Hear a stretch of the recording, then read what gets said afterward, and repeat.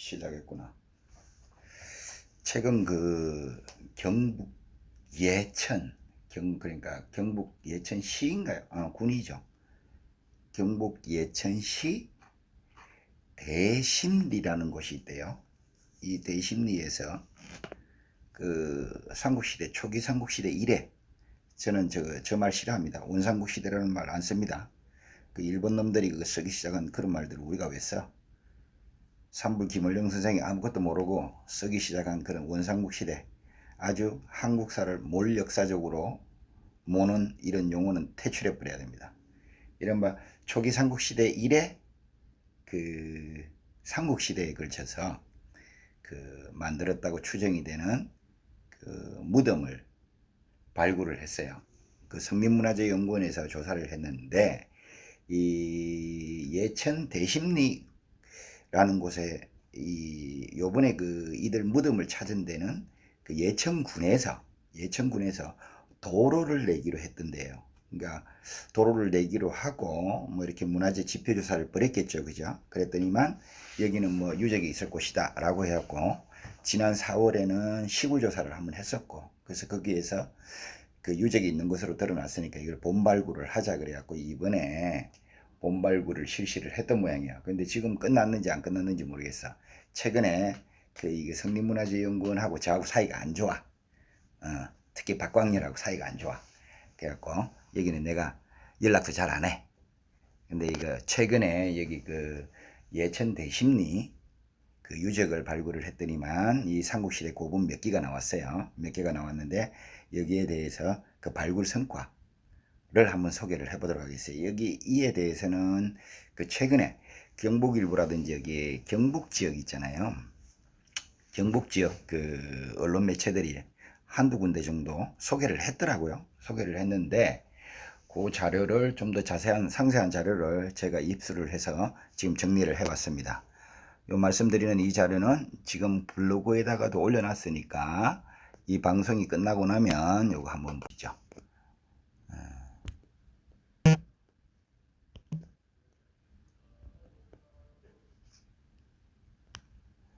자, 성림문화재연구원에서 여기를 발굴을 하고서 지금 발굴 중인지 끝났는지는 모르겠어요. 아마 끝났을 것 같은데, 여기에 예천군 청사 뒤편입니다. 청사 뒤편 요 야산이 있는데, 요 야산 일대에서 삼국시대 고분이 발견이 되었던 겁니다. 원삼국시대라고 하는 거, 이거는 대개 이제 한국 고고학에서 말하는 서력기원 전후, 그러니까 서기 0년부터 1년부터 대개 서기 300년까지 300년 요 시기를 말을 하거든요. 그러니까 원삼국시대, 저는 뭐 초기 삼국시대라고 부르는데, 요 초기 삼국시대 대략 서기 한 300년 무렵에 만든 무덤 하나, 목곽묘라는 게 있어요.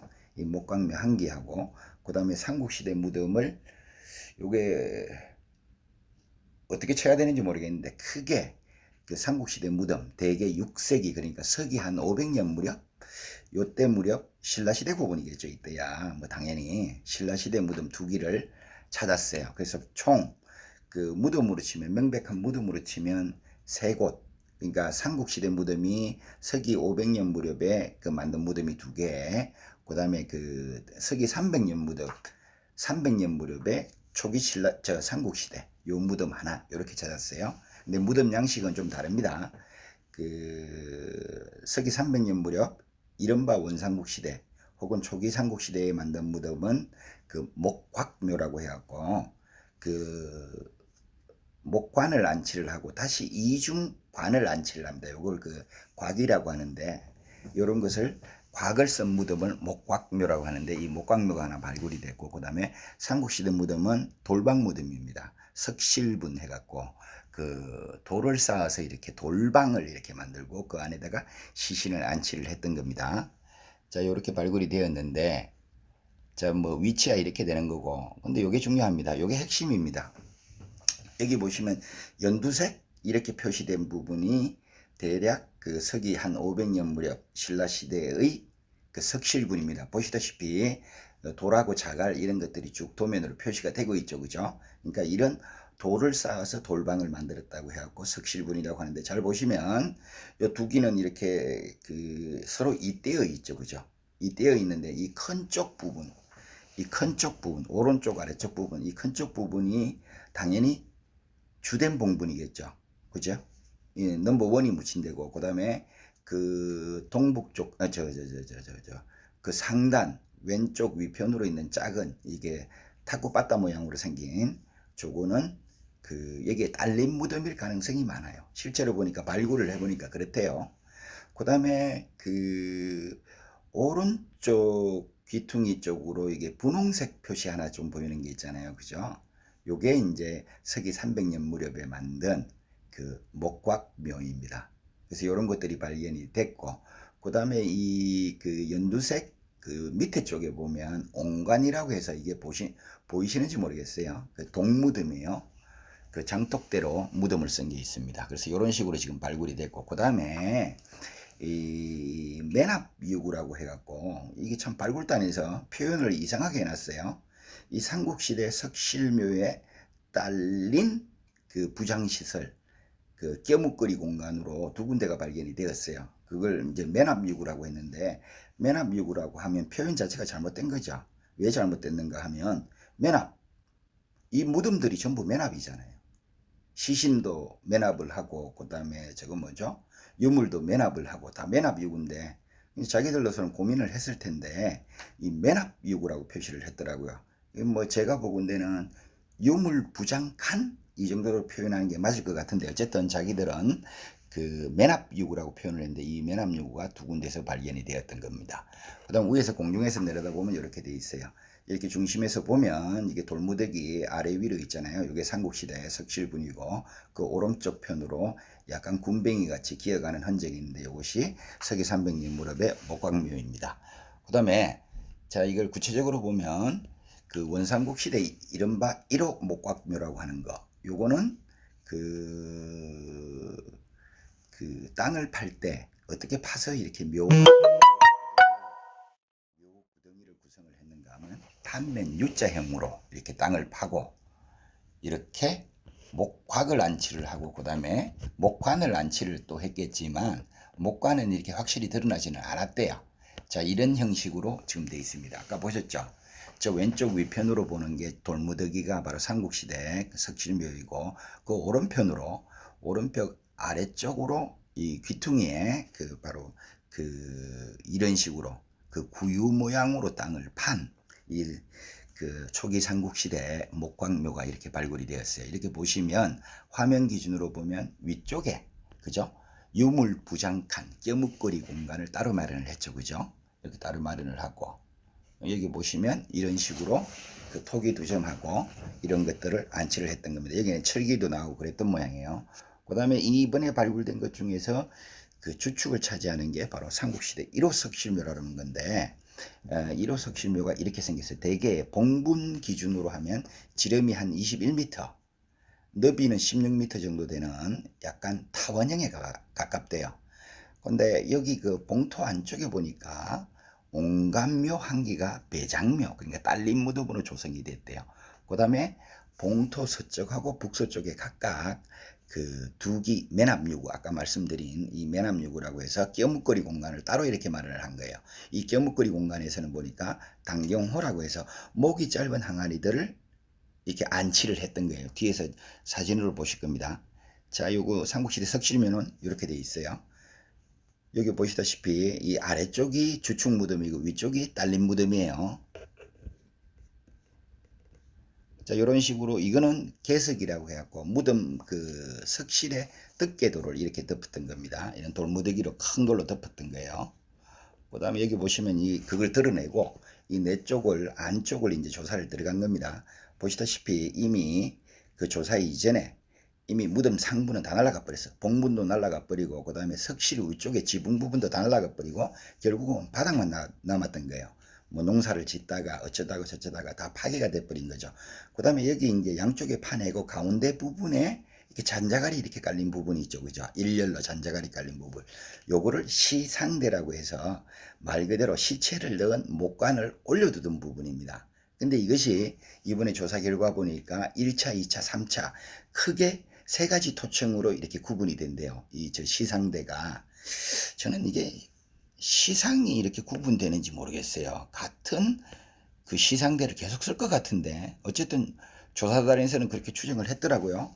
그 다음에 이 뭐 토청 부분 이게 벽 쪽 부분을 이렇게 파니까 이렇게 됐고, 그 다음에 여기 보시면 이 유물이 삼국시대 석실분에서 유물들이 이런 게 출토가 되고 있다. 사진을 좀 곰곰이 살펴보시면 쇠칼이 나오지요, 그죠?